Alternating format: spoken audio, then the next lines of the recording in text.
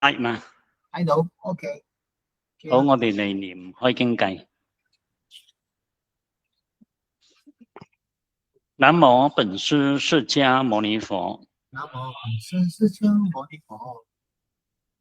南無本師釋迦牟尼佛。南無本師釋迦牟尼佛。南無本師釋迦牟尼佛。南無本師釋迦牟尼佛。無上甚深微妙法，無上甚深微妙法，百千萬劫難遭遇。百千萬劫難遭遇。我今見聞得受持，我今見聞得受持，願解如來真實義。願解如來真實義。阿彌陀佛。佛。好，各位師兄、各位菩薩，今晚係汪精還原觀第17講。上個星期我哋講到我哋每一個眾生都有一個清淨自性圓明體。冇聽經嘅人，佢哋唔知道自己有一個自性。我哋有呢個自性，呢個係最重要嘅。咁凡夫眾生唔認識呢個同各位講，佢就一定係六道輪迴，生咗又死，死咗又生，永遠輪迴不斷，永遠跳唔出。但係如果我哋認識呢個，知道我哋每一個人都有一個佛性，都有一個清淨自性圓明體，你認識咗之後，你回歸本性，回到去你自性嘅故鄉，呢個地方呢，我哋叫做常寂光，就係淨土宗裏邊講嘅4種土裏邊最高嗰層土，叫做常寂光土。所以各位一定要了解呢啲係認識知道啫，唔係你收翻嚟嘅。你今日聽咗有呢個緣分，你知道咗啦，就將呢一個寶任字，要響你肉身將來要往生嗰一刻，你要讓佢更強烈嘅產生出嚟。各位，我哋呢個清淨自性圓明體，你唔使去揾，點解呢？因為佢本來就存在，但係本來就存在嘅清淨自性圓明體，只要你執着於世間嘅緣，只要你執着世間嘅幻象，你就起咗煩惱。你起咗煩惱，你就將呢個清淨自性圓明體將佢冚住咗啦，真係好可惜啊！所以玄數國師響一體裏邊，佢講清淨自性圓明體，凡同聖都一樣，即係凡人同聖人咧都係一樣，唯一唔同嘅係乜嘢呢？煩惱一出嚟嗰個時候，佢就忍 ，it disappears as soon as trouble arises。但係佢忍佢唔係冇存在係被冚住咗。就好似我哋睇到外邊中秋節，我哋去賞月，點解冇睇到月光呢？唔係中秋節嗰日冇月光月光係存在嘅。佢只不過係俾嗰啲烏雲冚住咗啫，佢仲係喺嗰度所以各位當你了解唔到呢個事實真相，你將你嘅煩惱放下。但係點解煩惱能夠放下呢？唔係你詐假意，唔係你忍耐咁樣放下係因為本來就冇煩惱。聽得明嗎？煩惱係我哋覺受裏邊嘅感受嚟嘅啫。呢種嘢係我哋自己認為佢叫煩惱而煩惱嘅，本來係冇一物嘅。大家聽得明嗎？點樣證明？因為同樣一個可以煩惱嘅事，5個人都有唔同嘅感受，係嘛？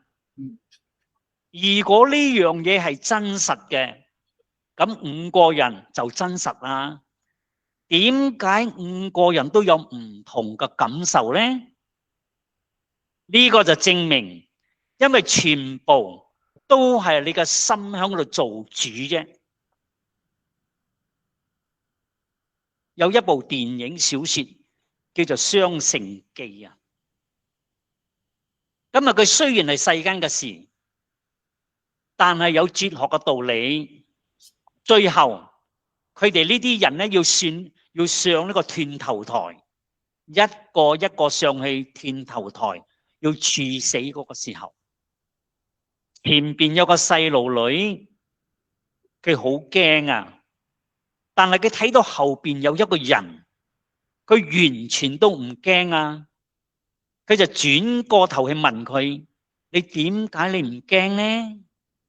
佢講：因為生命嘅過程，佢係假嘅，軀體嘅死亡唔代表係死亡，因為我與上帝同在。呢啲亦係一個觀念嘅轉換啦。只不過呢個《雙城記》嘅作者名叫做狄更斯啊，佢冇解釋清楚自性、清淨圓明體同呢個上帝嘅區別啫。其實我哋可以用呢個了義去講呢個基督教，只不過講嘅人咧佢不了義，講出嚟咧就不了義咗啦。了義嘅人啊，講乜嘢都了義。上帝與我同在，呢個係基督教嘅說話。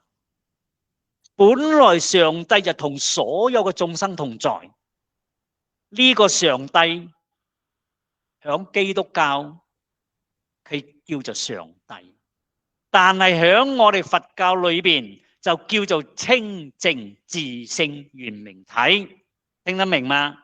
只不過佢用嗰個語言唔同啫，基督教佢唔曉咁樣去做分別啫。你只要將呢個清淨自性圓明體保任住，保住佢，響我哋現在嘅生命嘅周期，你會冇煩惱。各位啊，呢個先至係真正幸福、快樂、圓滿嘅生活。呢個同你有錢冇錢一啲關係都冇。我冇呃你啊，係真嘅。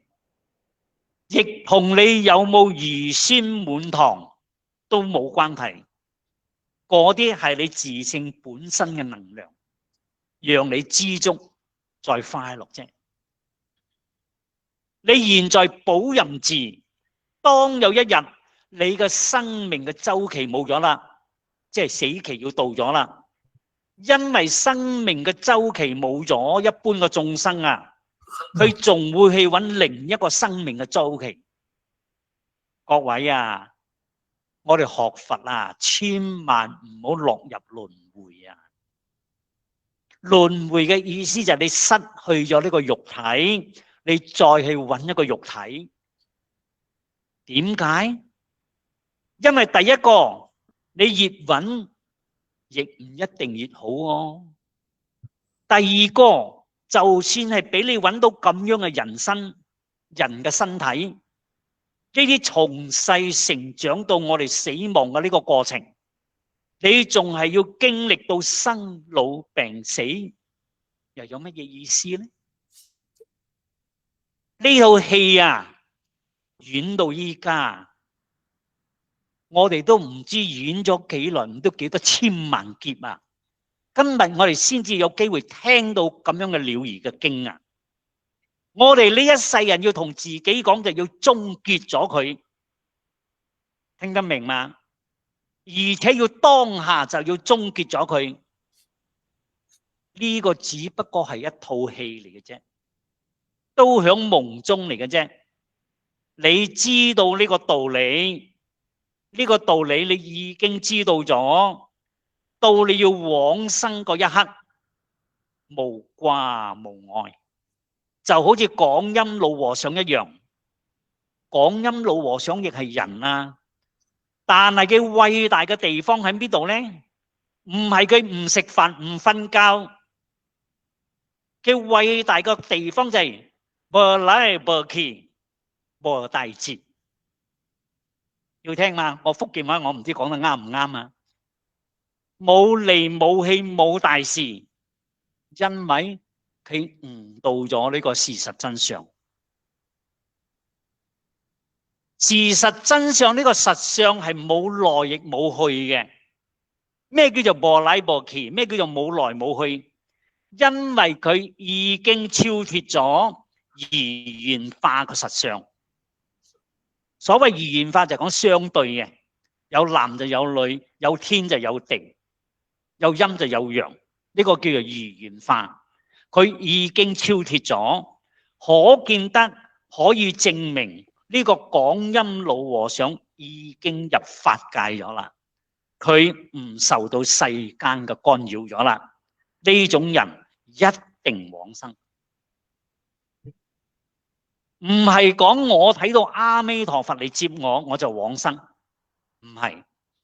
有時候阿彌陀佛嚟，亦係你嘅心嘅自性嘅顯現嚟嘅啫，你要懂得呢一個。所以現在汪精幻影觀嘅顯一體，呢個一體就係指我哋清淨自性圓明體。簡單啲講就係講我哋嘅自性，但係呢個清淨自性圓明體，佢會起作用。佢厲害嘅地方喺後邊。第一個，佢俾我哋知道有咗呢個，有咗呢個佛性，每一個人都有。我知道咗啦，呢個係我嘅主人翁，我揾到咗啦。響邊度？同各位講，佢冇一日離開過你，佢夜夜攬住你，晚晚黑佢都攬住你瞓覺，朝朝還共喜，就係講你每日嘅行住坐臥，無論你係行路，無論你係坐住，所有嘅以物常共居，就係講無論你講話又好，唔講話又好，佢冇一日離開過你啊！呢個佛性呢，每一分每一秒都跟住你，都同你響一齊啊！佛經係點樣形容嘅呢？佢形容咧呢個咧就好似影子一樣，跟住你一樣。你去到邊度，佢跟住你去邊度，冇一日離開過你。如果你唔知道呢個，你生生世世就要輪迴，死咗又生，生咗又死，重複輪迴呢個生老病死嘅呢一套戲。我現在知道咗啦。但係呢個清淨自性圓明體，呢個佛性，呢個本體，佢能夠顯而用，意思就係講佢能夠顯出兩種作用，非常厲害。佢演咩用呢？第一個作用就係能夠從自性起咗心嘅作用，聽得明嗎？我哋每一個人都有佛性。我哋每一個人都有清淨自性圓明體，但係呢個佛性呢，佢唔會起作用，但係佢裏邊有好多好多個功德，但係呢啲功德要點樣用？所以佢一定呢要從呢個本性裏邊呢變為心，變咗心起咗心，佢就能夠起作用。所以心啊，響呢一部經裏邊，汪精幻影觀裏邊，佢用兩個專有嘅名詞咧嚟代表我哋嘅心。一般人都唔知道，冇聽經嘅人根本就唔知道。心一個名詞叫咩？啊，海印，仲有一個咧，忘記咗啊！一個叫法界，另一個叫做海印。呢兩個名詞都代表係心，聽得明嗎？所以佢叫做海印森羅常自用，法界圓明自在用。所以佢係用呢兩個嚟解釋。我話俾你哋知道啊，我會隔冇幾耐咧，我都要重複講同樣嘅話。點解咧？因為呢啲係經典裏邊，經裏邊係最難嘅。但係經典嘅文字太多咗，你睇唔完，你亦自己睇唔懂，好艱難理解。而且你想象嘅唔係一定係咁樣嘅。我哋現在有呢個因緣，就借住每個星期三嘅時間，我哋講解，讓你喺契合契經，企喺另外一個角度，呢個係非常嘅有福報。因為你哋自己要睇經，冇時間睇，而且你攞經嚟睇，亦唔知道要點樣入手。就算係入手，你亦會誤會呢個經典。所以依文解義，三世佛冤啊！咩意思咧？如果係做老師嘅，將呢個永嘢文呢個文言文翻譯成白話文咧，認為呢啲就係經典啊！咩叫做三世佛冤？就係過去、現在、未來嘅佛啊，都要同你講大佬冤枉啊！我唔係呢個意思啊！你哋錯解咗呢個意思啊！各位聽得明嗎？好，所以海印本來係一個自性，本來係一個佛性，係我哋每個人本來就有嘅。但係呢個佛性佢會起咗兩個作用，一種叫做海印，另一種叫做法界。要記住，海印同法界係同一件事，就係乜嘢？就係我哋嘅心。咁樣聽得明我？本來我哋嘅自性就係講，本來我哋嘅佛性，每個人都有，係冇心嘅。但係佢起咗作用之後，佢就會變為心。所以當你呢個心冇受到染污嗰個時候咧，你就見性啦。意思即係話咧，你就開悟咗啦。You are enlightened。所以中國有一句話叫做乜嘢咧？叫做明心。心冇受到污染，佢就會現出你嘅本性嚟。所以換句話講，心同性嘅關係，佢係不一不二，佢又唔係一又唔係二。如果係性起作用咧，佢變為心。我哋嘅心只要唔染污咧，你就見性。記住呢一句話，你嘅心只要唔染污咗，你就見性，你就 enlighten 咗。我舉一個例子，呢個例子你哋一定知道，無論你有聽過經冇聽過經嘅人都會知道。譬如大海，大海譬如係性，係我哋嘅自性，係我哋嘅佛性。咁波浪咧 ，wave 咧，波浪就代表係我哋嘅心，聽得明嗎？大海同波浪要區別嗎？大海係表示係我哋嘅佛性，波浪係代表係我哋嘅心。我只不過現在係舉例啫吓。當然呢個心咧係有煩惱嘅，亦換句話講，大海裏邊咧亦係海浪。但係當你知道大海同波浪嘅關係，等於波浪等於你睇到乜嘢？你睇到咗個波浪，你會睇到乜嘢？海，睇到大海。海，聽得明嗎？你睇到波浪，你就知道你睇到大海咗啦。聽得明嗎？所以換句話講，如果你睇到你嘅心，你就睇到你嘅佛性咗啦。係咪好簡單？ Yes. 聽得明嗎？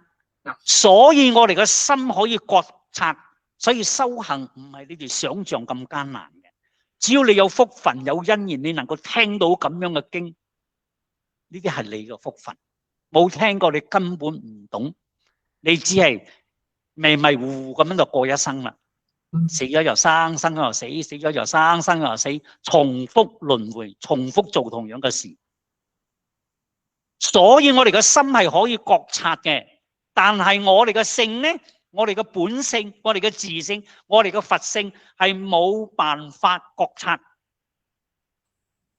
你能夠覺察得出嚟嘅都唔係性，嗰個係你嘅心，聽得明嗎？因為由性已經變為心咗，所以心同呢個自性嘅關係就係咁樣嘅。所以一般上嚟講啊，我哋就將我哋呢個自性，我哋呢個佛性當做喺本體，所以佢叫做乜嘢咧？清淨自性圓明體。響呢部經裏邊咧，佢將呢個佛性咧個名叫做清淨自性圓明體。依家好清楚啦。海印同法界咧，我哋叫佢做相。換句話講，心就係你嘅相嚟嘅。咩叫做相？就係你可以覺察，你可以知道。譬如我哋嘅心，我哋常常會講一句話。中國嘅成語會同你講，你心裏邊在諗啲乜嘢啊？係嘛？佢唔會同你講你嘅性裏邊想乜嘢嘛？你有聽我哋咁樣講冇？冇噶嘛？佢只係同你講你嘅心裏邊想乜嘢嘛？各位，呢個大家都知道啊，連細路仔、小學生都知道啊。呢個係選擇題嘛？係心在想乜嘢，還係性在想乜嘢？心啊！性點會想乜嘢呢？我哋嘅本性，我哋嘅佛性會想乜嘢呢？唔會嘛。所以日常嘅生活裏邊你就知道啦。所以現在我坦白話俾你哋知道，其實我哋中國嘅文化係充滿咗佛法嘅色彩。我隨便講出嘅誠意，好多都係佛教嘅原意嚟嘅。例如大家都識得講啊，一切法心想生，你嘅心在想乜嘢啊？冇人講你嘅性在想乜嘢啊？因為呢個自性唔會想啊。咁自性唔會想，但係我哋偏偏有一個自性啊，我哋偏偏有一個佛性啊，咁點算？因為當你要想嘢嗰個時候，當你要想嗰個時候，我哋呢個自性就轉變為心 good， 你哋明白咗啦？呢個叫做自然咁樣轉變嘅。你唔好問乜嘢理由，你講點會咁樣嘅啫？如果你再要研究再點樣樣嘅咧，各位你又係一個多事嘅人咗啦。呢啲咧，我哋讓嗰啲學者去研究，嗰個叫做佛學，唔叫做學佛。聽得明嗎？法以而時，法以而時嘅意思就係本來就係咁樣嘅，就俾佢去運作就好啦。你仲要去研究裏邊嘅過程，裏邊嘅過程，佛經裏邊有同我哋講，耶加斯地論裏邊都有講，你知道就好啦。唔好花費浪費你嘅生命再去研究呢個。現在你知道就好咗啦。所以現在你知道咗，哦，原來我哋呢個性啊，叫做體，叫做本體。所以你睇到呢個名字，你睇佢安得幾好，佢安嗰個名安得幾好，叫做清淨自性圓明體。現在佢起咗作用之後，就變為海印，就變為法界。海印法界就叫做心。所以我哋時常講心相。呢個心出咗嚟之後，佢會有兩個作用。兩個作用咧，佢就變心。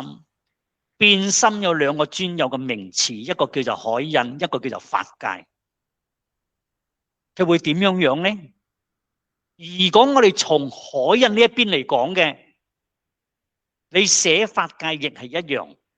海印呢嘅翻譯得非常好，佢能夠從呢個心裏邊，從我哋嘅心裏邊浮出、引出宇宙萬象嘅相。呢個就係中文嘅成語，叫做森羅萬象。成日有呢4個字。各位，呢個唔係收翻嚟嘅，你要實證我，真正去實驗我。你哋而家冚住眼，你哋諗乜嘢都得，冚住眼諗乜嘢，你諗乜嘢，你嘅心裏邊就有乜嘢，係嘛？你諗一堂車，一堂車就出嚟；你諗你阿媽，你阿媽個相就響你嘅心出嚟；你諗你阿爸，你阿爸個相就響你出嚟。總言之，你諗乜嘢，你個心就會現出嗰樣嘢出嚟。聽得明嗎？呢個叫做海印，佢等於話好似個印刷機會印嘅嘢出嚟，所以佢叫做海印，翻譯得非常好。所以森羅萬象，森羅萬象就係講宇宙間所有嘅一切嘢，只要你想得出嚟嘅，佢都會響你嘅心印得出嚟。各位，你哋翻嚟試下睇，你嘅心係咪咁樣嘅咧？你冇聽經嘅人，你唔知道原來你嘅心係咁大，原來你嘅心係咁偉大嘅，能夠有呢啲作用嘅。咩叫做森羅萬象？你打開康熙字典，森羅萬象就係宇宙嘅一切 ，everything in the universe， 所有嘅一切唔止係只有地球。宇宙所有嘅一切現象，我哋叫做森羅萬象。佢包含有幾大呢？佢包含咗無量無邊。點解呢個森羅萬象會無量無邊呢？因為你嘅心係無量無邊啊！所以響印度話佢叫做咩？馬哈。你哋好多時候你哋念咒語都要念到呢個字馬哈。馬哈就係大嘅意思。所以包含嘅嘢就係無量無邊，只要你想得出嚟，你個心就會現出嗰樣嘢。大家聽得明嗎？呢啲唔係只係聽我，你自己要實證我，你自己要證明出嚟，你嘅心係咪咁樣個？你咁樣聽經，你先至有受用個。換句話講，就係海有幾大，佢印出嚟嘅相就有幾大。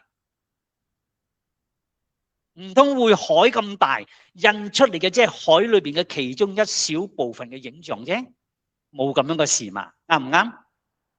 所以佢叫做海印森羅常自用。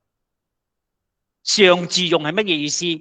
就係佢永恆都係咁樣嘅，你嘅心永遠永恆都係咁樣嘅。你嘅心唔會話今日我心情唔好就印唔出嘢嚟。除非你死咗啦，冇可能。咁樣叫做海印森羅常自用。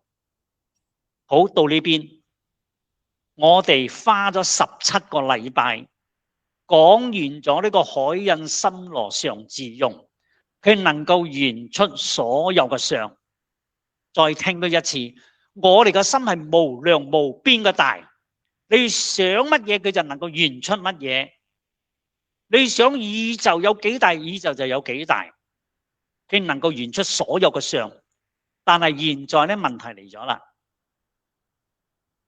當我哋現出所有相嗰個時候，我問各位，知佛菩薩就係講佛同菩薩同我哋呢啲凡夫有咩差別？知佛菩薩同凡夫眾生都係同樣可以現出呢個相，明白嗎？佛菩薩亦係一樣，好似我哋嘅心能夠現出森羅萬象。我哋呢啲凡夫眾生未 enlighten 嘅呢啲凡夫，同樣同佛菩薩嘅心一樣，能夠現出宇宙所有嘅相，完全係我哋真心嘅顯現。所以換句話講，呢個十法界唔離開佢嘅心。太上清淨經講呢個天地，天地就等於係森羅萬象。佢講咩咧？天地悉皆歸，你若是冇煩惱嘅話，一切都放下，天地悉皆歸。天地響邊處？就響你嘅心，包含咗天地。呢一個人叫做聖人。問題點解今日我哋嘅心會變得咁細？係因為我哋乜嘢都放唔下，放唔低，芝麻綠豆嘅事都放喺個心裏邊，記到實實，所以你嘅心就變得咁細。所以你煩惱一籮籮。如果你有一日真係能夠將嗰啲嘢全部喺你嘅心裏邊放下，你嘅心要幾大就幾大，係咪好容易呢？你放唔下係因為你唔知道呢個事實真相。你知道咗呢個事實真相，你一定能夠放得下。你放唔下係因為你唔知道，你唔相信，你唔明白呢個事實真相。我時常講個譬如，我時常咧考埋腳，我講你點解放唔下？係因為你唔知道呢啲嘢係假嘅，係你當嘅係真嘅，所以你放唔下。我問佢，埋腳，你聽到我講嘛？聽到。我再問多你一次，我講你屋企有個游泳池，8月15嗰個月光好光亮，影響你屋企嘅游水池嘅10尺深嗰度，係咪有個月光影喺個水嗰度？係啊。有冇？啱。有冇？嗰個水嗰個游水液代表係你嘅心，嗰個月光係代表心羅萬象其中一樣嘢。咁我問你麥哥，你會唔會傻到走落個游水池去鬧嗰個月光咧？冇，唔會。會咩？唔會。Amy姐會嘛？你會走落個水池鬧嗰個月光嗎？冇。喂，點解唔會？因為呢個月光係個 reflection 嚟嘅，呢個鏡照住啫。啱，因為呢個月光係假嘅，係影子嚟嘅，係天上嗰個真嘅月光影響呢個水嘅面上。邊是人咁傻走落去嗰個水嗰度10尺深嗰度去鬧嗰個月光啫？能夠走入去鬧嗰個月光嘅人係因為佢唔知道係假嘅，佢當佢係真嘅。你明白嗎？各位，你同我啊，日日就係咁樣嘅，當假嘅係真，所以我哋咩唔俾佢浸死，所以我哋乜嘢唔煩惱，煩惱到我哋要死啦。就係你唔明白你身上所發生嘅一切嘢，全部都係假嘅，你就當嘅係真嘅。你話冤枉唔冤枉咧？冤枉，真係好冤枉啊！所以能夠放得下呢個聖人，佢唔係世間法嘅聖人，佢係佛菩薩，聽得明嘛？佢同我哋都係一樣，佢嘅心能夠現出森羅萬象，我哋凡夫眾生亦可以現出森羅萬象，但係唔同嘅係邊度咧？所唔同嘅佛菩薩知道呢啲影像數碼係假嘅，唔係真嘅，所以佢冇執着。但係我哋凡夫眾生咧，我哋嘅心啊，印出呢個森羅萬象，我哋當佢係真嘅，攞嚟執着，聽得明嗎？只係咁樣分別啫。如果你有一日學佛菩薩咁樣，全部都放下，各位你要聽好啊，冇聽錯咗。我叫你放下，唔係叫你叫做放棄啊，爭一個字啫，你就解釋錯咗噶咯。放棄嘅意思就係你乜嘢都唔理啦。阿明師兄講我放下咗啦，放棄老婆唔理仔女唔理工唔做，乜嘢都唔理啦，你就大錯特錯。放下嘅意思就係講唔好放喺個心裏頭，應該做好做丈夫嘅責任就做丈夫嘅責任，應該做老婆嘅責任就做好做老婆嘅責任，應該做伙計嘅就要做起做伙計嘅責任，但係喺心裏邊冇任何嘅關愛，一切都放下，一切順服。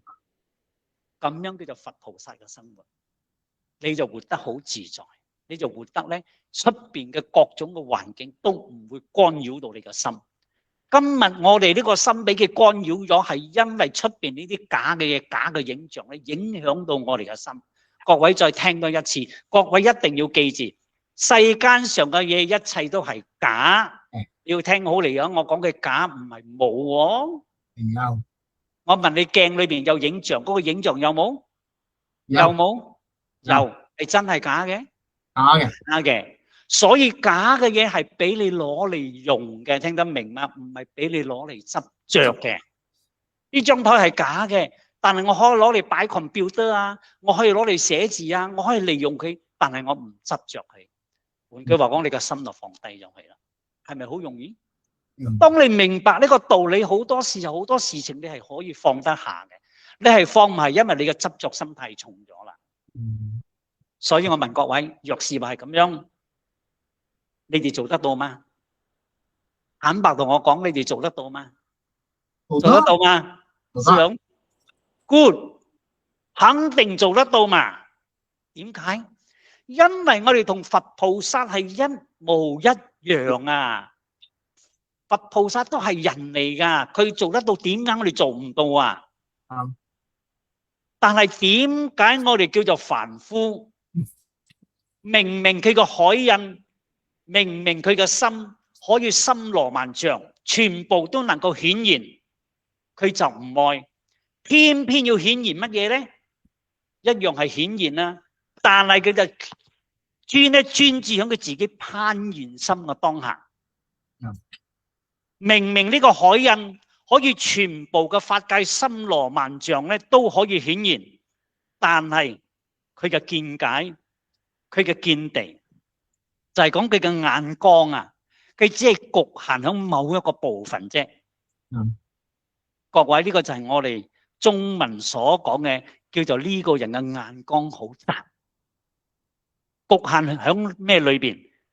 《金剛經》講得好清楚，叫做我相。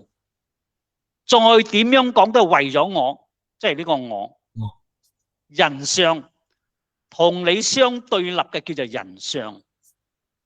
眾生相，呢個眾生係你認定嘅眾生，然後將呢三個執着你都唔放開佢，呢個叫做受者相。呢個就係我哋同佛菩薩嘅差別。所以呢個叫做海印森羅常自用。諸佛菩薩識得用啊，我哋亦係在用啊，但係我哋係點樣咧？我哋係妄用。妄用嘅意思就係講你唔識得用，妄用係無明用，然後執着呢種響你嘅心印出嚟嘅森羅萬象嘅森羅，你唔知道佢係假嘅，你唔知道佢係影像。佛菩薩知道，只要你嘅心印出嚟嘅森羅萬象，全部都係幻影嚟嘅，全部都係 shadow 嚟嘅，影子嚟嘅。所以佢叫做乜嘢？佛經有句話叫做空中做佛事。乜嘢叫做做佛事？佢係喺嗰度做佛事啊，佢亦知道啊，但係呢個係空中在做佛事，所以要執着乜嘢？呢啲都係假噶嘛，只不過係為咗要度眾生而做嘅啫。所以般若經有一句話，佢叫做咩呢？現錯水月道場，降伏鏡裏魔君。再講一次，所有嘅魔君係我哋鏡中裏邊嘅魔君。我講鏡中係講我哋嘅心中，呢啲魔君係我哋心中裏邊嘅魔君。再嚟咧，講道易玩眾生，都已經知道咗啦。度眾生就係易玩嘅眾生，所有嘅眾生都係我心裏邊顯現出嚟嘅，聽得明嘛？呢個叫做海印森羅常自用。到呢度，請問各位菩薩、各位大德聽得懂唔懂？慢慢嚟，唔使急，因為華嚴經80萬個字，但係我算一算，我哋可能要用2年嘅時間先至能夠講得完。按照呢個進度，需要最少2年。但係現在我哋今日係第17個禮拜咗啦。呢17個禮拜，你聽咗你契心，所有嘅華嚴法界響你嘅心中不斷咁樣顯現。呢一世啊，最大嘅功德就係咁樣啫。聽得明嗎？因為一般人啊，如果要念呢個華嚴經唔容易啊。一般上華嚴嘅法會咧要做21日，只要念啫。要不停咁樣念咯。當然當中要稍微休息，都要21日先至念得晒，因為佢裏頭有80萬個字咁多，所以你要了解華嚴經邊時有咁容易。所以呢個叫做海印森羅常自用，所以你哋唔需要讀呢個80萬個字嘅華嚴，我幫你哋讀咗啦。我讀咗之後，我講俾你哋聽啦。你哋咧慳咗好多時間。好，我哋嘅心裏邊能夠現出宇宙嘅萬象，但係從心裏邊現出嘅宇宙萬象，全部都係幻影。你哋 agree 冇？你哋 agree 冇？你心所諗出嚟嘅嘢，係唔係 shadow 嚟嘅？係咪環境嚟嘅？係咪幻影嚟嘅？你知道就得啦。所以我哋要講多一次，心裏邊所現出嚟嘅嘢，全部都係幻影嚟嘅。所以《金剛經》同我哋講，凡所有相皆是虛妄。而當你懂得呢個道理之後，你仍然俾佢現相，你一定要俾你嘅心現相。你嘅心冇可能唔現相，只要你嘅眼一對住睇一樣嘢，你嘅心就會現出一個相。你唔能夠阻擋佢唔現相。點解？因為我哋嘅海印，因為我哋嘅心一定會印出森羅萬象。大家聽得明嘛？呢個一定會嘅，唔會話唔會印出嘢嚟嘅，唔會話咧唔有原影咧演出嚟嘅。咁既然會印出森羅，只要你知道佢係幻象嚟嘅，只要你知道佢係假嘅，你唔好執着呢啲幻象。各位，你就回歸咗你個海印，你就回歸咗你個真心啦。所以你話要開悟係咪好容易？聽得明嗎？只要你唔好執着呢啲幻象，放低佢，你就 automatic return back to your own nature， 就翻去你嘅自性咗啦，回歸咗你嘅真心本性啦。你哋聽經聽咗咁耐，聽咗10幾年，有冇聽過咁樣嘅法呢？我哋真係要感恩釋迦牟尼佛，我哋要感恩元首國師講得咁明白俾我哋知道，使我哋能夠咧放得幾多就可以放。到今日我完全知道咗啦。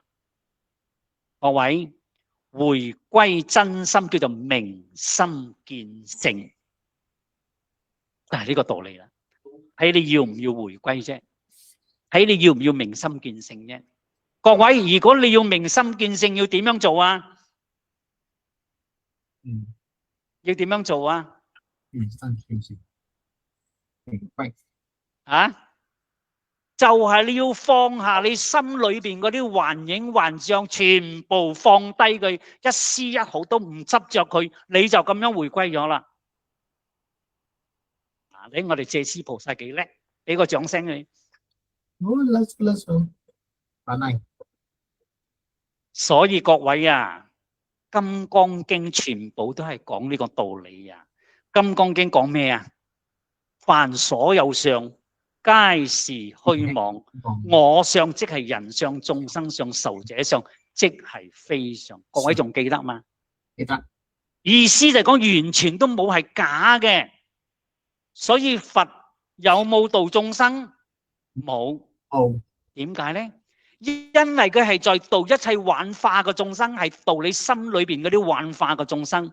再點樣度都係度你心裏邊嘅眾生，所以叫做冇眾生可度，亦冇阿耨多羅三藐三菩提可得。點解呢？因為你本來就係阿耨多羅三藐三菩提，你仲要得乜嘢？所以諸佛菩薩啦，一經通就萬經通啊！我同你哋保證啊，只要呢啲係大徹大悟嘅經典，絕對唔會有兩個唔同嘅理論。所以各位，你只要把握一經通就萬經通。點解一經通咗，你仲要學另外一部經呢？你唔係嚟學，你係為咗你要印證呢一個經通，不然嘅話你會懷疑。因為真正大徹大悟嘅經唔會講兩種理論，全部都係同樣嘅一個理論嚟嘅啫。圓覺經已經咁樣講咗，其他嘅經唔知道要講乜嘢。哦，原來都一樣。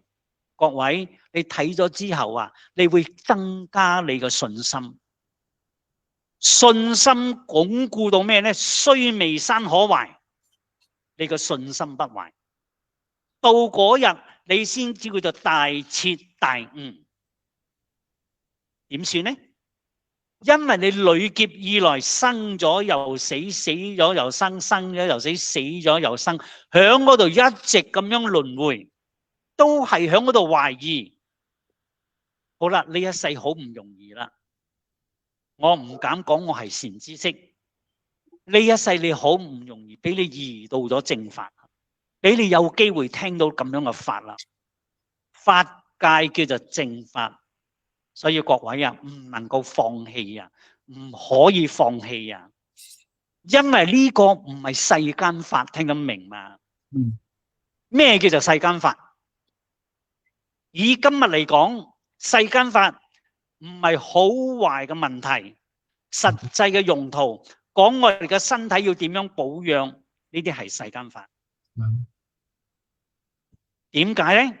因為你再點樣保養，到尾都會死。你做生意，你再賺幾多錢，亦有一定會蝕錢嗰個時候。如果你要做過生意嘅人就知道，冇永恆咁樣俾你賺錢嘅。點解呢？因為我哋眾生有唔同個福報同業力，大家聽得明嘛？所以有啲人呢，佢揾錢好容易，有啲人揾錢呢好艱難。呢啲全部係福報嘅業力，係因果上嘅問題。但係我所講嘅，讓你賺幾多錢，蝕幾多錢，到尾以後通通都冇。因為點解呢？佛同我哋講萬般帶不棄，就係講啊，你就算賺到全世界嘅錢財俾你啊，你乜嘢都帶唔走，一分一毫你都會帶唔走。但係乜嘢可以帶得走？你嘅業力會帶住走去投胎，你做個好事壞事會帶住去投胎，所以呢個叫做世間法。聽得明嗎？同你修行冇關係，修行係要了生死嘅。呢啲世間法同了生死根本係兩回事。好多人今日學佛就學錯咗，認為呢啲世間法就係學佛法，完全錯晒咗。所以各位啊，凡係你帶唔去嘅，你去投入呢個叫做世間法，我哋適可而止就好啦，唔需要在意啦。應該點樣做就點樣做。但係我哋呢個地方五明講堂唔係講世間法嘅地方，包括我哋做公益嘅事業，亦都係世間法。唯一只要講入心講呢個法界嘅，先至係真正嘅正法。呢個咧我哋叫做出世間，係正見，先至係咧佛知見。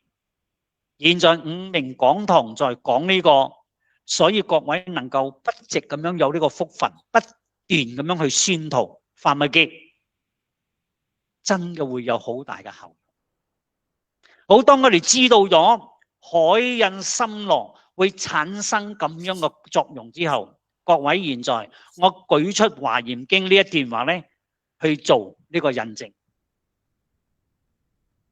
一切廣大之剎土，疑影疑幻亦疑怨，十方不見所從生，亦復無來無去處。壞滅生成呼循伏，依虛空中無暫矣。莫皆有清淨願，廣大業力之所持。佢係咩意思呢？佢講一切廣大之剎土，咩叫做廣大之剎土？廣大之察到就係森羅萬象，就係宇宙間嘅所有嘅一切嘢，宇宙間所有嘅一切嘅諸佛嘅國土，呢啲係專有嘅名詞。佢係乜嘢嚟嘅咧？而影而幻，亦而願。佢就係意思同我哋講，呢啲就叫做凡所有相，皆是虛妄。呢啲係華嚴經嘅話，佢講所有嘅宇宙，所有嘅 universe， 所有嘅十法界、地獄、天堂，物理學家所講嘅幾多個星球、幾多個星球等等，佢哋係乜嘢嚟噶？都好似係影子，都係幻象嚟嘅，亦好似嗰個焰火。咩叫焰？你知唔知啊？有時你揸車天時好熱，遠你睇到個爐嗰度好似有水咁樣。Mirage 英文叫 Mirage， 係佢係真嘅假嘅？假嘅。譬如講我哋呢個世間上所有一切就好似咁樣，而影而幻，亦而願。而呢個而影而幻亦而願嘅森羅萬象，各位佢係點樣嚟嘅？點解有呢啲世間一切呢啲咁嘅嘢嘅？佢講乜嘢咧？佢講十方不見所從生。森羅萬象叫做十方，佢係點樣嚟嘅？我知呀，我知呀，是唔是啊？你看講我知呀，唔知道。不見所從生，就係講唔知道佢係點樣嚟嘅。聽得明嗎？亦復冇來冇去處，所以佢亦冇去處。所以叫做冇來亦冇去，無來無去，無所來無所去。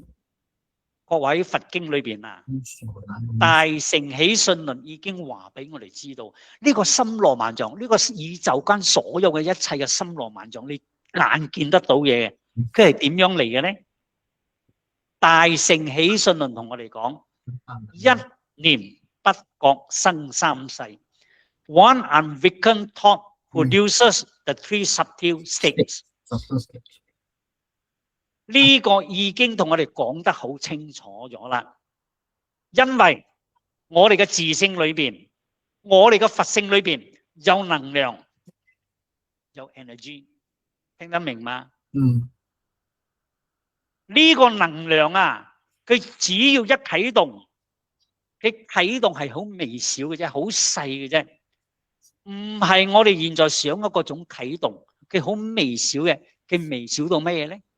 係微小到1秒鐘係1280兆次分之一，1280兆分之一嘅呢個波動，呢個 frequency 咁細嘅一個波動，呢個宇宙就出咗嚟啦。所以點樣嚟嘅咧？所以佢冇辦法。佢只好同你講，不見所從生，佢唔係慢慢咁樣醖釀而嚟嘅，所以叫不見所從生，亦唔知道佢點樣去嘅，佢只係響當下法爾如是，一下佢就出嚟咗啦。如果各位我咁樣講，你仲唔懂嘅話，我睇有啲人仲眨下眼，可能真係聽唔懂。我再講個譬如俾你聽，你就明白啦。你去睇電視機，電視機一打開，請問你一打開嘅電視機，我所講嘅電視機係正常嘅電視機，唔係用你屋企壞咗嘅電視機，係正常嘅電視機。你一打開，佢嘅影像係馬上出嚟啊，因為局部咁樣慢慢出嚟嘅咧。各位，依家我問你哋哦，你一撳開攞個 remote control，一撳開個電視機，嗰個影像，嗰個銀幕嘅影像係馬上出嚟，亦係佢局部慢慢先至出嚟嘅？啊？慢慢出嚟。Again，good， 係馬上出嚟嘅，咁樣佢就一念不覺生三世。one unveikened thought produces three subtle states. Understand? Yes. 但係細分格裏邊，喺我哋世間法裏邊啊，你仲要撳嗰個 remote control 啊，佢先至會馬上會出嚟啊，係嘛？嗰個電視機如果冇 remote control，嗰個影像點會喺個銀幕出嚟啊？點可以馬上喺銀幕出嚟啊？所以呢個叫做世間法。世間法你仲要用一個 remote control 啊，但係我哋嘅心啊唔需要啊。雖然咧，需要 remote control， 唔需要 any instrument 啊，就響你一念不覺嘅呢個波動嘅現象之下，啪一聲就生三世啦，海印森羅就出現咗啦。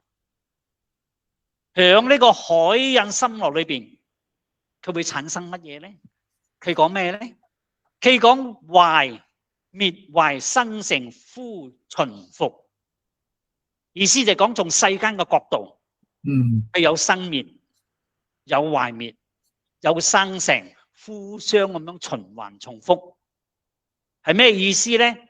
就係講響呢個海印響我哋嘅心裏邊，佢會有底下嘅呢個現象。咩現象咧？企響我哋人嘅身體上，叫做生老病死。每一個人無論你有女冇女，就算一個乞兒都好，大家都平等一樣。都有生老病死，企響世界嘅角度，企喺海印森羅嘅角度上，佢會有乜嘢咧？佢會有成住為空。咩叫做成住為空？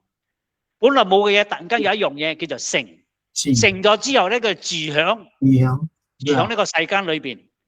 例如呢張台成就咗呢張台，但係呢張台唔會10000年都唔壞啊，所以佢總有一日會壞啊。所以壞咗之後，到尾咧，佢空咗，乜嘢都冇咗啦。呢個叫做成住為空。生住而滅，佢哋互相咁樣循環，而且從來冇停止。依虛空中冇暫意，所以佢講響虛空中冇暫意。咩叫做冇暫意？就係講唔會停止，冇停止嘅。暫就係暫時。冇暫時就唔停止，就一直響咁樣循環，生老病死，生住而滅，成住為空，生老病死，成住而滅，成住為空，循環不復。各位啊，如果我哋唔懂得呢個道理啊，我哋就會一直跟住佢生老病死，我哋就會一直跟住佢成住為空。呢個生老病死成住為空叫做乜嘢？叫做六道輪迴了無出期。This is called six reincarnation。各位，呢件事情就係咁樣啫。因為你執着響呢個壞滅生成裏邊，咁你就一直響呢個壞滅生成裏邊不斷咁樣循環，不斷咁樣輪迴。好啦，各位，現在我哋知道咗啦。各位，呢啲唔係你收翻嚟㗎，係你悟出嚟㗎，係你悟到㗎。哦，我知道咗咯。呢個生成壞滅等等，所有嘅生老病死、成住為空、生住而滅，同我冇相干。咩叫做冇相干？點解同你冇相干？各位，你講俾我聽。識懂？假嘅，因為佢係幻影嚟嘅，因為佢係影主嚟嘅，因為佢係原影嚟嘅，佢根本 disturb 唔到你，聽得明白嗎？佢干擾不了你啊！若是話咁樣事情就解決咗啦，就響剎那間你就了咗生死噶，你真嘅唔需要再嚟輪迴咗啦。各位聽得明嗎？你從此以後咧，唔再有生老病死咁樣一直咁樣輪。以後你再嚟人間係咩？你係菩薩身再嚟噶啦，聽得明嗎？你唔係一個普通嘅凡夫再嚟呢個人世間咗啦。所以大徹大悟嘅人啊，我哋都知道佢嘅境地。點解我要舉出廣欽老和尚？佢就係波拉波奇嘅呢位廣音老和尚。仲有一個體佛法師嘅師公，佢嘅名叫做維三老和尚，喺台灣嘅福惠市。呢一個人係近代嘅人咯，唔係過去幾多千年嘅人咯。佢係契字往生嘅，佢契字往生嘅，即係講咗一句話。佢講咩話？我回常寂光矣，即係我翻去我嘅家鄉啦。佢嘅家鄉就係常寂光土啦。咩叫做常寂光？常寂光就係我哋嘅清淨自性圓明體。常寂光就係我哋嘅自性，就係我哋嘅佛性。從呢度就知道呢啲係大徹大悟嘅長者啊，最後講出一句話，係佢嘅印證啊，所以佢叫做往生。佢嘅弟子問佢啊，師父你要翻邊度啊？佢講我翻去本來原本嘅地方，呢個咧叫做本地風光，亦叫做咧常寂光土。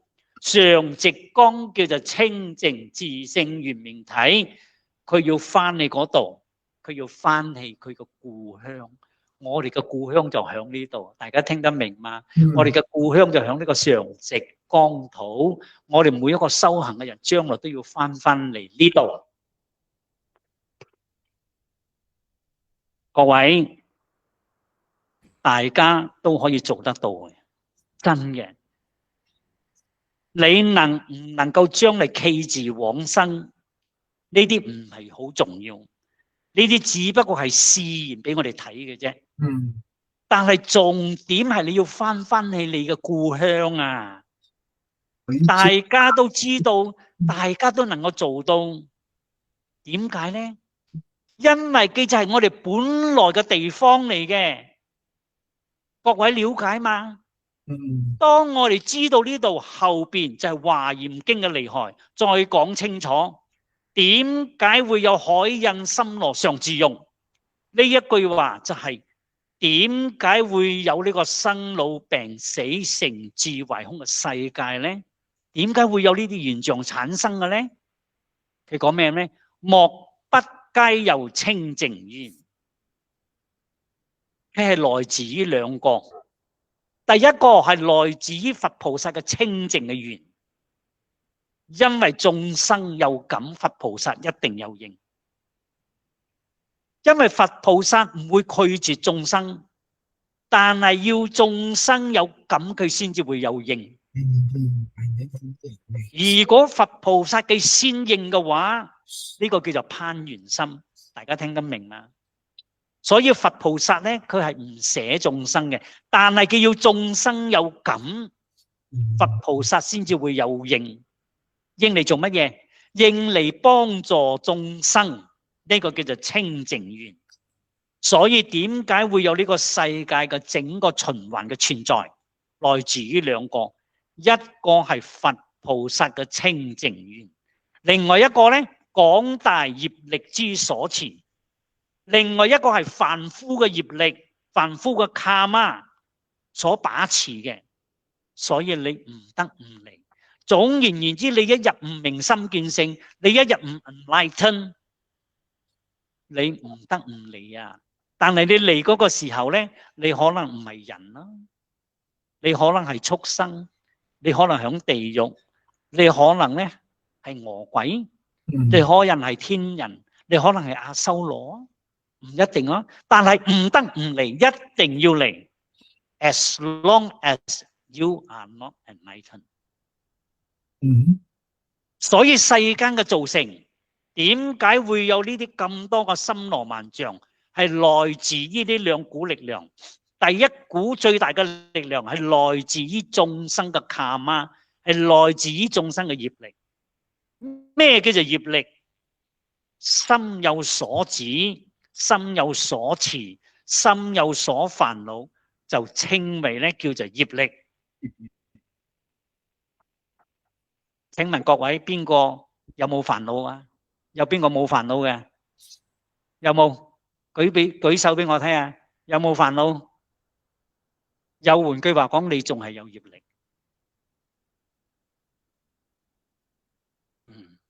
但係當你嘅心冇所煩惱嗰個時候，聽清楚，當你嘅心冇煩惱嗰個時候，所有嘅一切都回歸翻你嘅真性，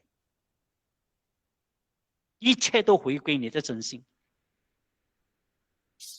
布施，例如你去做布施，你唔着相，你唔執着呢個相，呢個稱為叫做嚴力，聽得明嗎？各位，呢啲係一件事情兩種心態哦，但係做嘅都相同哦，做嘅事情都一樣哦。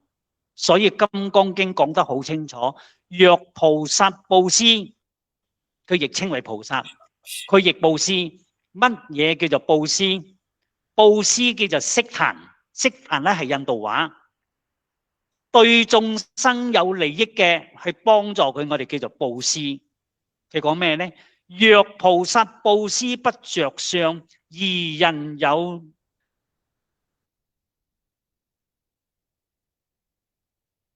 呢個係木種種色，係咩意思咧？所有嘅森羅萬象全部清清楚楚，但係若菩薩布施而着相，就係講如果菩薩係布施執着呢個布施嘅相，咩叫做着相？你仲執着呢個布施嘅相，仲着咗咩相？仲着咗所有嘅相。佢講咩咧？而人入暗則無所見，枉費你呢個海印森羅常自用。你個心同樣係現出呢啲嘢，呢個海印森羅將佢冚住咗啦，就好似咩咧？就好似你入去一間暗室裏邊，則無所見，乜嘢都見唔到，黑麻麻，你就進入呢個無明。所以我一定要將呢個華嚴嘅經義引出嚟。我自己認為呢個汪精混影觀起作用嘅第一個，先至會喺呢個地方講得清楚。我要講可能係我呢一世人最後一次噶啦，因為我哋嘅年紀都唔細啦，今年已經70啦，仲有幾多年啫？所謂人生70就古來稀啊！我今年已經踏入咗人生70古來稀咗啊，已經70咗啊！你80仲好，你賺多每一日，你過得一日就賺多一日。我係講70，但係我唔會再重新再講呢個經咗啦，係冇機會咗啦。因為呢一個係一個好大嘅工程，因為呢個裏邊嘅內容咧太難咗啦。但係點解講一次就可以咧 ？Doesn't matter， 因為我哋有錄音留落嚟，我哋喺 Facebook 裏邊咧，阿啤有錄音落嚟，可以不斷咁樣重複去聽。所以各位啊，我鼓勵你哋一定要把握呢一部經啊！你將佢搞清楚，將佢弄明白，要將呢個事實真相清清楚楚嘅架構出嚟。所以現在一睇你知道咗啦，就係講我哋每一個人都有一個清淨自性圓明體，我哋每一個人都有呢個佛性。眾生本具係每個眾生都有嘅，唔會話我有你冇嘅，個個都會有。咁啊，我哋有咗呢個本體，有咗呢個佛性，佢會產生兩個作用。第一個作用係咩？從性變為心，所以心就俾幾個名詞叫做海印。海印咧點樣咧？佢會現出森羅萬象。聽得明嗎？我依家係重複再重複，呢個係我講經嘅模式，目的係要印響你哋嘅白色田中。第日你唔需要靠背，我一問你哋一講，你 automatic 就講出嚟，因為佢已經印響你嘅白色田中裏邊。點解會印出森羅萬象？只要森羅萬象一現出嚟，森羅萬象佢報唔係一個靜止嘅相。唔係靜止個，佢會點樣咧？佢會念念成形，形皆有色。佢係物質同能量嘅呼變。大家知唔知道有一個好出名嘅科學叫做愛因斯坦？愛因斯坦有一個 formula 嘛 ，E 就係 energy， E 嗰度 MC2 就係呢個 ，E 就係 energy 就係能量 ，M 就係質量，加上時間同因緣 ，T 咧就係時間，能量 energy 同呢個質量呼喚，所以當你嘅心係有呢個能量，心唔係質量我係能量我。It's energy 哦。當你嘅能量產生咗呢個海印森羅萬象嘅一剎那，請各位仔細聽，真正世界嘅質量個海印森羅真嘅就出咗嚟咗啦。有冇奧妙？唔係你嘅心喎，外在嘅一切咧就根之出嚟。現在個科學家開始走入第一步咗啦，佢哋了解咗啦。呢個叫做咩咧？叫做量子科學 ，the science of quantum。量子科學話俾我哋知道乜嘢？大家知道嗎？量子科學就話俾我哋知道，就係你嘅心想乜嘢，嗰個世界就存在呢一個，而且你就喺嗰個世界裏邊。呢個量子科學以後發展到一個程度啊，佛經就可以用好多華嚴觀咧，用呢個嚟解釋，可以講服好多嘅人。你嘅境界仲未到，冇相干，冇關係。但係科學家有咁樣嘅印證，但係科學家冇辦法大徹大悟，佢冇辦法明心見性。佢只不過係攞呢個 instrument， 攞呢個儀器同佢嘅思想喺度印證啫。要等到科學家印證完畢咗之後，佢乜嘢都可以放下啦，嗰陣時先叫做大徹大悟。嗰陣時先叫做咧 enlighten。各位，我哋唔使科學家。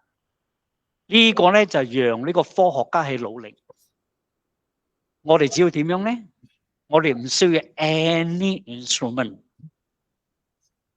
我哋只要點樣咧？我哋要點樣先能夠明心見性咧？只要你放下就得啦，聽得明嗎？你唔好話5隻手指、4隻手指放下，仲有一個手指尾勾住，sorry唔得，你仲係勾住，你仲係放唔下。只要你全部乜嘢都能夠放下，我哋就能夠大徹大悟，呢個係非常重要一個概念咯。所以你睇我哋幾有福報咧，我哋一切都執到呢個便宜。所以佛陀話俾我哋知道啊，亦勸我哋一定要企喺巨人嘅膊頭上而去。佛陀要講嘅係咩意思咧？要企響佛陀嘅肩膀上而去。唔好自以為係佛陀喺邊度，往生咗點樣算呢？向下咧要講普賢菩薩十大願，請佛自世。佛咧唔係指呢個佛陀，因為佛陀仲未嚟，未立佛亦仲未嚟，請善知識住世。嗰個善知識就係你嘅巨人，因為冇佢哋嘅慈悲。我話俾你哋知道，你呢一世人都唔會知道呢一個啊！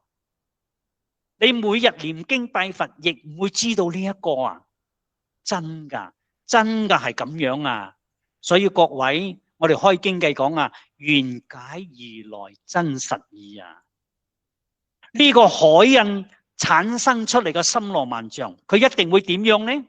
你心裏邊嘅境界係一樣嘅，外在亦係一樣嘅，一定係生老病死，一定係生住異滅，一定係成住壞空。佢點解會產生咁多嘅多姿多彩嘅森羅萬象呢？點解呢？因為係我哋心裏邊嘅境界變出嚟嘅質量嘅世界。所以你心想乜嘢，呢個世間就係咁樣啦。所以上次我哋講難陀，大家知唔知道邊個叫難陀啊？就係佛嘅細佬，即係同阿爸唔同阿媽生嘅細佬。佢點解響地獄就出嚟？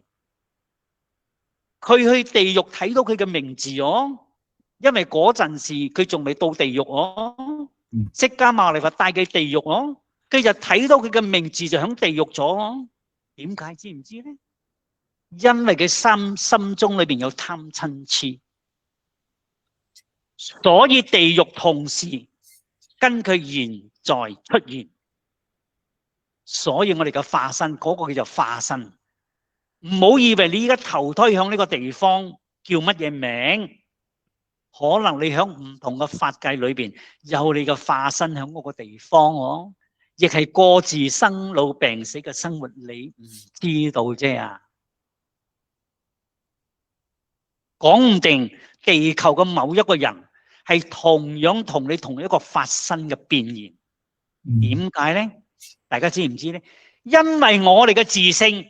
我哋嘅佛性有呢種功能，呢個叫做化身。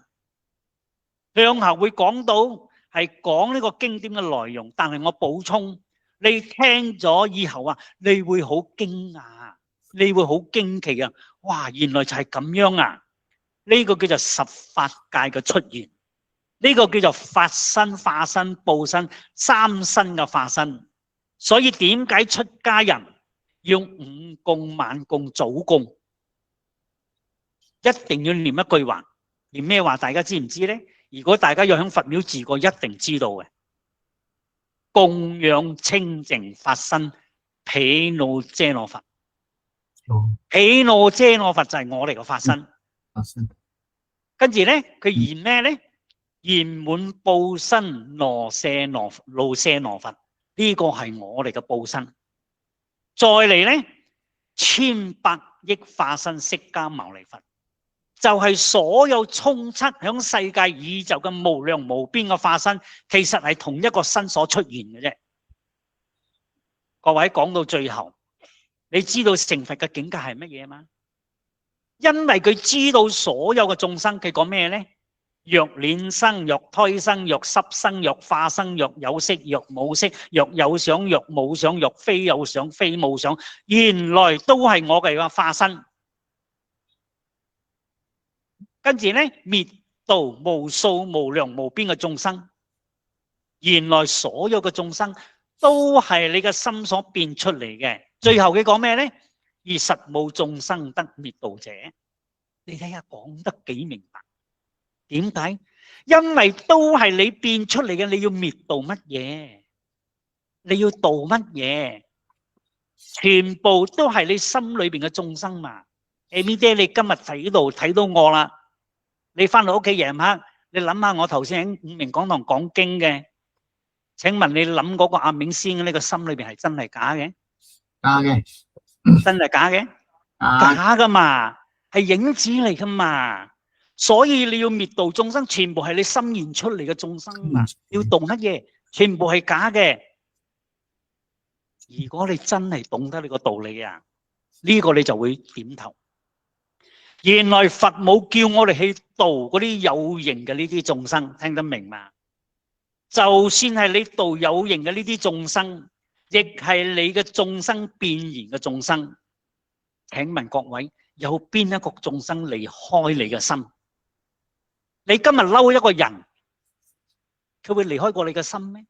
你嘅心要諗到你先至嬲噶嘛，係咪？你係咪好蠢？你嬲嗰個就係嬲你自己。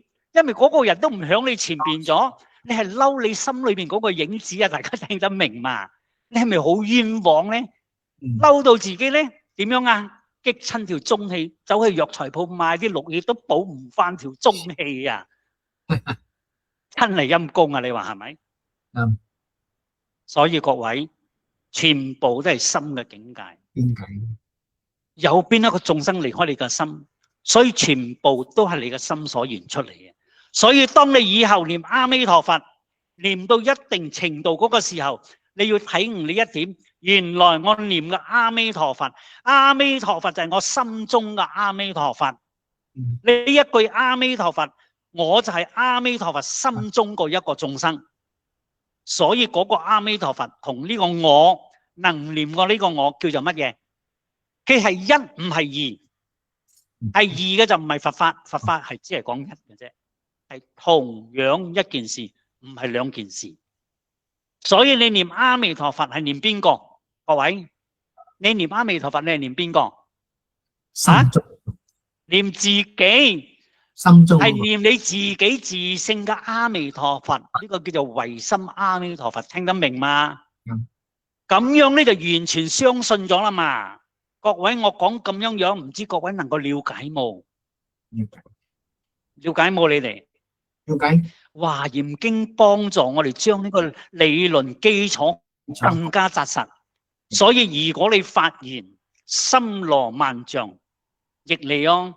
呢個森羅萬象係你嘅願力產生嘅，你仲未到達呢種程度嘅凡夫眾生，點解宇宙萬象係你嘅業力所產生嘅咧？佢嘅業力，佢嘅業，佢先至會產生森羅萬象。但係唔理你嘅係願力，亦係業力，唔理係乜嘢，佢都係乜嘢？佢都係乜嘢？